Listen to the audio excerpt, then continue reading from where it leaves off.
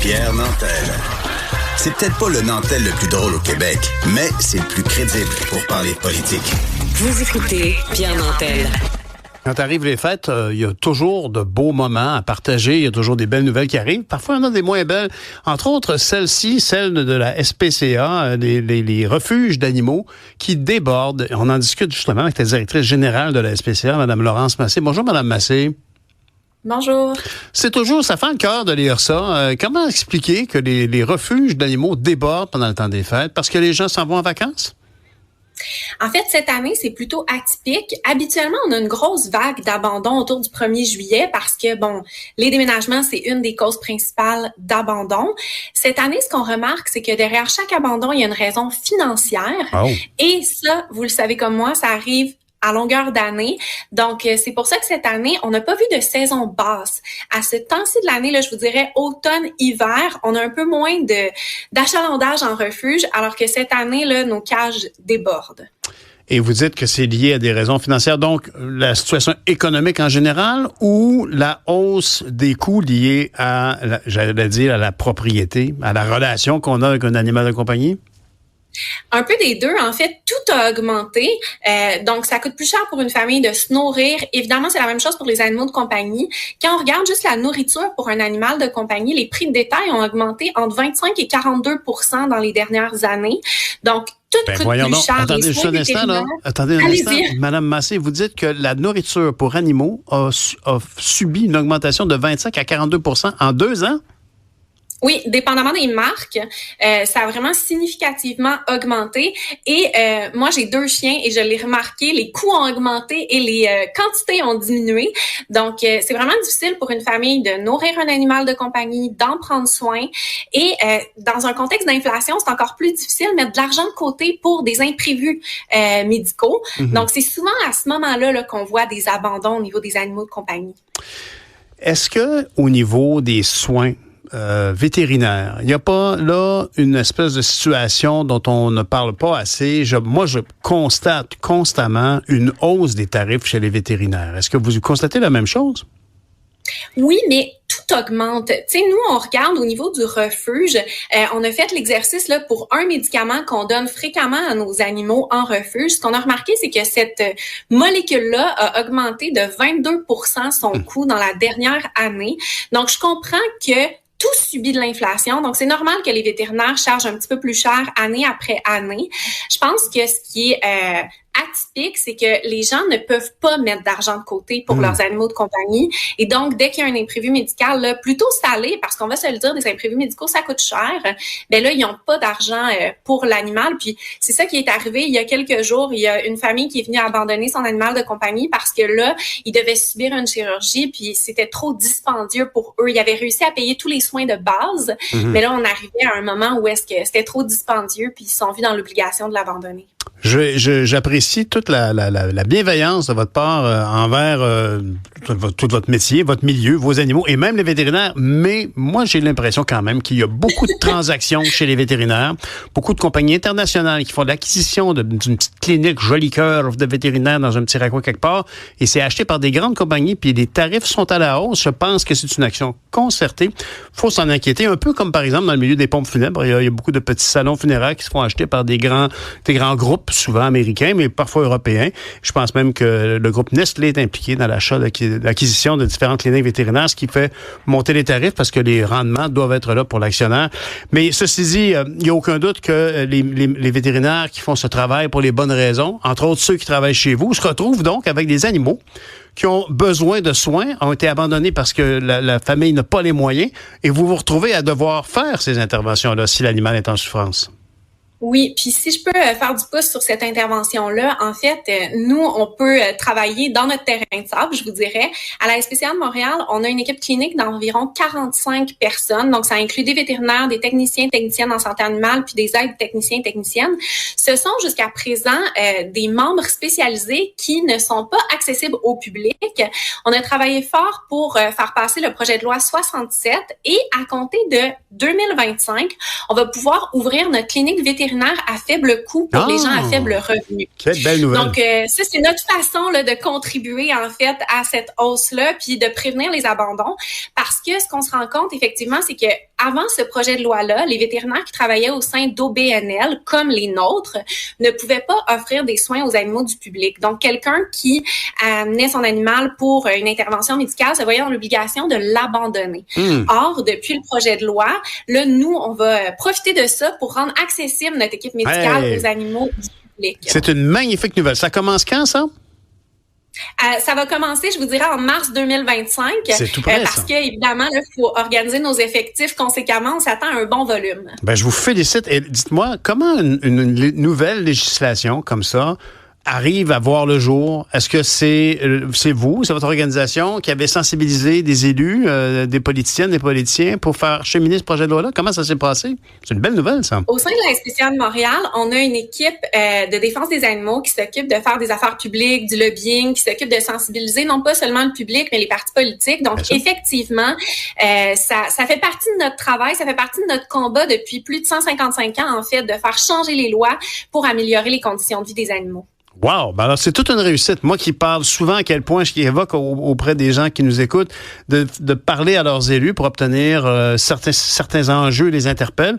N'hésitez pas à leur en parler. Ben là, vous l'avez vraiment fait. Là. Vous avez fait un travail de lobby auprès des élus pour que ce changement-là puisse avoir lieu. Et c'est une grande nécessité, d'autant plus de ce que je crois être un peu comme un investissement étranger dans nos cliniques vétérinaires. Je vous remercie beaucoup de cette intervention, Mme Massé. C'est vraiment une grande différence. Donc, les gens pourront, à partir de mars 2025, peut-être en avril, c'est possible qu'il y ait des petits retards, mais ceci dit, qu'on peut amener notre animal là-bas. Ça m'amène à vous parler de vos politiques d'adoption, parce que moi, je peux vous dire, en tout cas, que chez nous, nos deux chats viennent d'une société protectrice des animaux, du côté de Sainte-Agathe, si je ne me trompe pas. Alors, il y a toute ils sont très présents sur les réseaux sociaux, faire connaître les animaux prêts à l'adoption. Ma blonde a le cœur brisé à chaque fois qu'elle voit un animal apparaître, puis ils sont très bons à donner une histoire à chaque animal. Dites-moi, comment ça fonctionne aujourd'hui, l'adoption d'un animal? Il faut prendre ça au sérieux. On n'arrive pas là en disant « Ah, je le trouve cute, le minou ». Puis c'est pas un toaster, là. Il va falloir s'en occuper, c'est un engagement. Ah, vous avez raison. Puis c'est d'ailleurs une des raisons principales là, des abandons. Un chat, ça va coûter environ 2400 $ annuellement. Et là, on ne parle que des soins de base et un chien, 3900 $. Nous, ce qu'on valorise beaucoup dans le processus d'adoption, c'est la discussion que nos conseillers et conseillères à l'adoption vont avoir avec les adoptants. Donc, on va s'assurer d'avoir la bonne discussion, de parler de budget, de parler d'entraînement, de parler de lifestyle aussi. On veut s'assurer que les gens aient le temps et l'énergie pour l'animal qu'il recherche, puis que l'animal comble les besoins de l'adoptant, mais que l'adoptant soit aussi capable de combler les besoins de l'animal. Puis il y a une anecdote que j'aime bien raconter. Il y a quelques mois, on a eu une jeune famille qui venait pour adopter un chien et justement, ils ont eu cette précieuse discussion-là avec nos conseillers conseillères à l'adoption et finalement, ils sont repartis avec une tortue parce qu'ils se sont rendus compte que c'était pas l'animal, en fait, il allait pas pouvoir répondre aux besoins de cet animal-là. Il voulait héberger un animal, donner une maison. Donc, on a trouvé la bonne espèce puis le bon match pour cette famille-là. Donc, c'est important d'avoir cette discussion-là. Ben, tout à fait. Ben, c'est drôle parce que ce que vous évoquez ici, c'est l'histoire de quelqu'un qui arrive à la SPCA, peut-être à la recherche d'un chien, mais qui voulait aussi simplement se dire, il y a des animaux en adoption. On peut-tu en adopter un? Il faut juste adopter le bon. Si on est capable d'accueillir un cheval, tant mieux. Mais une tortue, ça risque d'être moins de trouble, effectivement. Dites-moi, est-ce que vous évoquez souvent, quand vous faites le portrait de ces animaux en adoption, des traits de caractère, aime les enfants, peut vivre avec un autre animal. Comment faites-vous pour établir ce genre de pedigree? Mais en fait, nous, à la SPCA, on a une équipe en comportement. Donc, on va vraiment tester l'animal avec d'autres animaux. On va tester l'animal avec différentes personnes au sein du refuge. Par contre, ce qu'il faut savoir, c'est que ces critères-là ne sont pas particulièrement fermes. C'est-à-dire que parfois, vous le savez comme moi, il y a des enfants ou des jeunes adolescents qui peuvent être plus matures qu'un adulte quasiment. Donc, on essaie raffermir ces critères-là de sorte à ce qu'on ait une ouverture dans l'adoption. C'est pour ça que la discussion dont je vous parle est vraiment importante parce que une famille qui a des jeunes enfants mais qui a toujours eu des chiens qui sont expérimentés, ben parfois on va pouvoir discuter avec cette famille-là, leur donner les bons outils, puis ils vont pouvoir repartir avec un chien qui d'emblée on n'aurait peut-être pas mis avec une famille par exemple. Donc c'est important d'avoir cette discussion-là. Les critères c'est pour nous guider, mais ce n'est pas ferme. Parce que il y a des familles chiens, puis il y a des familles chats. Est-ce qu'il y a beaucoup de gens qui mélangent les deux animaux? Ah oui, et ça se fait très bien. Nous, justement, quelqu'un qui veut accueillir un chien, par exemple, qui a déjà un chat, va rencontrer notre équipe de comportementalistes, puis on va leur donner des outils, des protocoles pour pouvoir faire une bonne introduction en bonne et due forme. Tu sais, on veut que l'adoption fonctionne, on veut que ça soit un bon match, puis on veut outiller aussi les gens. Sur notre site Internet, il y a une panoplie d'articles sur l'adoption responsable, sur des trucs et astuces pour, par exemple, le port de la muselière, si on veut prendre les transports en commun avec son animal. Donc, tout ça est disponible sur notre site Internet et nos équipes s'occupent aussi de faire un suivi post-adoption pour s'assurer que tout se passe bien. Puis si la famille a des questions, on est là pour les épauler. Je vais vous poser une dernière question. Quand en règle générale, pour une personne qui, par exemple, est très pragmatique et réaliste relativement au coût d'acquisition et d'entretien d'un animal, le mot entretien n'est pas bien beau, là, mais vivre avec un animal, ça a une facture au bout du compte. Quelqu'un qui est conscient de ça peut choisir se procurer un animal chez vous s'il est souple sur le type d'animal, sur ce qu'il recherche. Il y a beaucoup d'avantages parce que, règle générale, on va acheter un chat chez vous, on va se procurer un chat qui va avoir déjà été vermifugé, qui va avoir déjà eu des vaccins, n'est-ce pas? Oui, tous nos animaux repartent vaccinés, vermifugés, stérilisés. Ils ont vu nos équipes vétérinaires, nos équipes en comportement. Donc, on a vraiment la bonne information sur l'animal. On peut accompagner les adoptants là dans cette aventure-là, en fait. Puis, moi, ce que j'aime proposer aussi, c'est pour quelqu'un qui, par exemple, veut un chien, n'a jamais eu de chien. Moi, ça a été mon cas. J'ai commencé comme famille d'accueil. Donc, c'est intéressant aussi pour se découvrir comme adoptant, découvrir l'espèce aussi. Là, moi, j'avais jamais eu de chien de ma vie. J'ai commencé avec en étant famille d'accueil. La directrice de la SPCA, c'est très drôle. Vous n'aviez pas eu de chien à l'époque? Exact. Ben oui. Puis, non, mais à l'époque, j'ai pas eu de chien. Ben oui, mais dites-moi, à ce moment-là, est-ce qu'on peut imaginer être famille d'accueil avec un chat pour accueillir un chien, par exemple? Est-ce qu'on peut imaginer ça? Ben tout à fait. Ah, ouais. C'est sûr que notre équipe de famille d'accueil va s'assurer de mettre un chien qui fait pas de prédation, par exemple, avec un chat. Là. Donc, on a vraiment un bon processus pour s'assurer de la sécurité de tous les animaux. Mais effectivement, il y a toujours des opportunités d'essayer l'espèce puis de voir si on est un bon adoptant. Puis dans tous les cas, c'est une expérience hyper riche parce que ça nous permet de découvrir un animal, de donner une pause de refuge aussi à cet animal-là. Puis ça nous permet de nous découvrir, nous, comme adoptants, comme individus. En terminant, Mme Massé, à la direction générale de la SPCA, est-ce que vous voyez des modes dans une race de chien, une race de chat? Est-ce que vous voyez des modes? Et est-ce que c'est une bonne chose ou si au contraire, c'est pas pertinent de parler d'une mode pour un être vivant? C'est triste, en fait, de parler d'une mode pour un être vivant. Effectivement, on voit beaucoup de races brachycéphales, donc des Frenchies, des bulldogs anglais, toutes ces races-là qui ont le nez plat.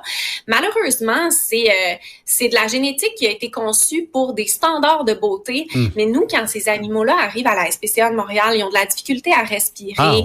Ils ont beaucoup de problèmes médicaux. Très souvent, sont abandonnés, d'ailleurs, pour des raisons médicales.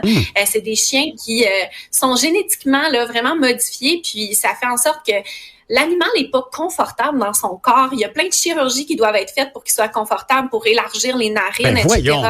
Donc, je suis content de vous avoir posé cette question-là parce que je ne pensais pas que ça allait jusque-là. Donc, il y a des races que les gens recherchent, des caractéristiques physiques qu'ils recherchent et qui sont finalement obtenus de façon artificielle par des développements, des croisements et qui sont ultimement font des animaux qui n'auraient pas survécu au niveau du code génétique dans l'évolution planétaire. Parce qu'il manque des problèmes. OK, incroyable. Puis c'est tellement triste. Là, il y a quelques semaines, on avait un bulldog justement dans une cage, puis on rentrait dans le chenil et c'était juste lui qu'on entendait respirer. Il y avait de la misère à respirer, ce chien-là. Il a fallu qu'on fasse des chirurgies justement pour l'aider. Incroyable. Mais c'est des animaux qui coûtent très cher en frais vétérinaires, puis qui coûtent très cher à assurer aussi. À assurer? Qu'est-ce que vous voulez dire par assurer? Oui. Assuré pour des soins. On peut maintenant contracter une assurance pour des soins. Ben oui, tout à fait. Madame Massé, c'était super intéressant. Je vous remercie de votre passion qui vous anime. C'est très frappant. Puis j'invite tout le monde à aller voir ces différents refuges-là qui rendent l'utile à l'agréable. Tout à fait. Merci beaucoup, Laurence Massé, directrice générale de la SPCA. Je vous souhaite une bonne année avec le regard de cet animal qui nous regarde. On peut juste lui offrir la lune. Merci beaucoup. Bonne année.